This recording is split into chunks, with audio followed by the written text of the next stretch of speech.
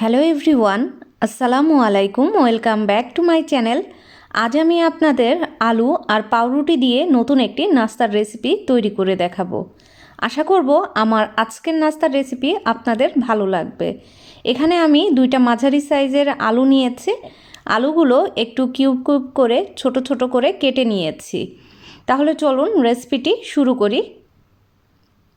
চুলায় আমি একটি ফ্রাই প্যান বসিয়ে দিয়েছি আর এর মধ্যে দিয়ে দিচ্ছি 1 টিস্পুন সয়াবিন তেল।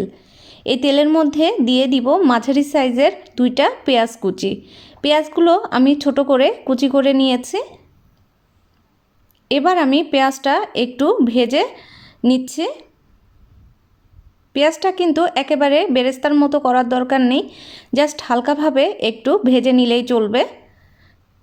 তো আমি পেঁয়াজটা একটু ভেজে নিয়েছি, দেখুন সফট হয়ে গেছে পেঁয়াজটা। এবার আমি এর মধ্যে দিয়ে দিচ্ছি 1/2 টিস্পুন আদা পেস্ট, 1/2 টিস্পুন রসুন পেস্ট। আদা রসুনটা আমি একটু তেলের সাথে ভেজে নিচ্ছি, এতে করে আদা রসুনের কাঁচা গন্ধটা চলে যাবে। এবার আমি দিয়ে দিব আলু। এখানে আমি 2টা আলু নিয়েছি, আলুগুলো এভাবে কিউব করে কেটে নেওয়া আছে। আলুটা তেলের সঙ্গে আমি 2 মিনিটের মতো ভেজে নেব। তো 2 মিনিটের মতো আলুটা ভেজে নিলে কিন্তু একটু সফট হয়ে আসবে আর চুলাটা মাঝারি হাই হিটে আছে। এবার দিয়ে দিব 1 টিস্পুন পরিমাণ লবণ অথবা স্বাদ মতো লবণ, দিয়ে দিচ্ছি 1 কাপ পরিমাণ পানি। এবার আমি এই পানির সঙ্গে লবণটা খুব ভালোভাবে মিশিয়ে দিচ্ছি আর ঢাকনা দিয়ে 5 মিনিট অপেক্ষা করব, এতে করে আলুটা সিদ্ধ হয়ে যাবে। 5 মিনিট হয়ে গেছে, আমি ঢাকনা খুলে নিচ্ছি। এবার আমি এর মধ্যে দিয়ে দিচ্ছি 3টি কাঁচামরিচ কুচি। ঝালটা আপনারা আপনাদের টেস্ট অনুযায়ী অ্যাড করবেন। দিয়ে দিব 3 টেবিল চামচ পরিমাণ ক্যাপসিকাম কুচি। এখানে আমি সবুজ ক্যাপসিকাম নিয়েছি। 3 টেবিল চামচ পরিমাণ দিয়ে দিচ্ছি টমেটো কুচি। 1/2 টিস্পুন হলুদের গুঁড়ো, চিলি ফ্লেক্স দিয়ে দিচ্ছি 1 টিস্পুন পরিমাণ, চাট মশলা দিয়ে দিচ্ছি 1 টিস্পুন পরিমাণ। এবার আমি সব কিছু খুব ভালোভাবে মিশিয়ে নেব। সব কিছু খুব ভালোভাবে মিশিয়ে নিতে হবে। তো আমি প্রায় 5 মিনিটের মতো মশলাগুলো দিয়ে আমি আলুটা রান্না করে নিচ্ছি। তো 5 মিনিটের মতো আমি আলুটা আরও রান্না করে নিলাম। এবার দিয়ে দিব 3 টেবিল চামচ পরিমাণ ধনেপাতা কুচি। ধনেপাতাটা দিয়েও খুব ভালোভাবে আলুর সঙ্গে মিক্সড করে নিতে হবে।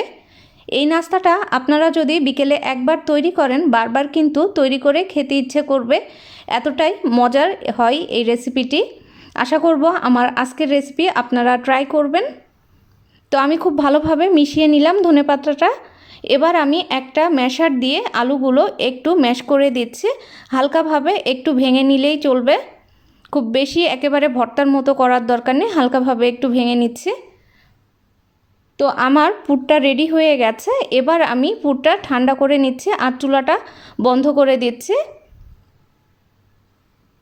পুরটা ঠান্ডা হয়ে গেছে। আমি একটা পাউরুটির স্লাইস নিয়ে নিলাম আর এর মধ্যে আমি দিয়ে দিচ্ছি টমেটো সস। টমেটো সসটা পাউরুটির উপরে খুব ভালোভাবে এভাবে লাগিয়ে নিতে হবে। এই নাস্তাটা কিন্তু বাচ্চারা খেতে খুব পছন্দ করবে। আবার চাইলে মেহমান আসলেও কিন্তু খুব সহজে ঝটপট এইভাবে নাস্তাটা তৈরি করে দিতে পারেন। এবার আমি দিয়ে দিব আলুর যে পুরটা তৈরি করে রেখেছিলাম সেই পুরটা। তো আমি এখানে 1 টেবিল চামচের মতো পুর নিয়ে নিচ্ছি, আপনারা আপনাদের প্রয়োজন মতো নিয়ে নেবেন। তো পুরটা পুরো পাউরুটির উপরে এইভাবে লাগিয়ে নিতে হবে। তো আমি খুব ভালোভাবে লাগিয়ে নিয়েছি। এবার আমি আরও একটা পাউরুটি নিয়ে নিচ্ছি, এর উপরেও আমি সস লাগিয়ে নেব। আমার আজকের রেসিপি যদি আপনাদের ভালো লাগে অবশ্যই একটি লাইক দিয়ে উৎসাহিত করতে ভুলবেন না। আর যারা আমার চ্যানেলে নতুন, আমার চ্যানেলটি সাবস্ক্রাইব করে পাশে থাকার অনুরোধ রইল। তো আমি খুব ভালোভাবে লাগিয়ে নিলাম সস। এবার আমি এই পুরের উপরে দিয়ে দিচ্ছি পাউরুটিটা। তো দুইটা এইভাবে লাগিয়ে নিতে হবে আর হাত দিয়ে একটু চাপ দিলেই কিন্তু দেখবেন খুব ভালোভাবে সেট হয়ে যাবে।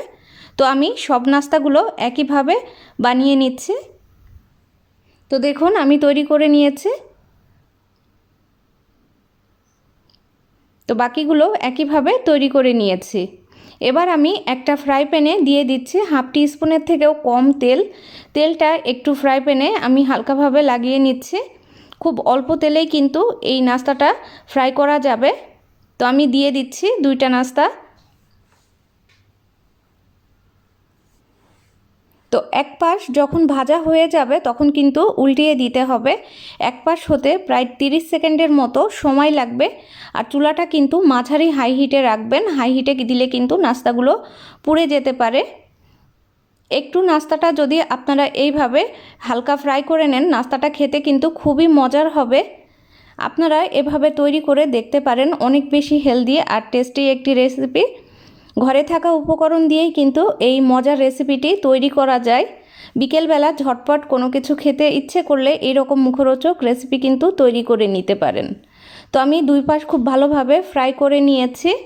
এবার আমি নাস্তাগুলো নামিয়ে নিচ্ছি। তো দেখুন আমি নাস্তাগুলো খুব ভালোভাবে ফ্রাই করে নামিয়ে নিয়েছি। এটা দেখতে যেরকম সুন্দর হয়েছে, খেতেও কিন্তু অনেক বেশি মজার।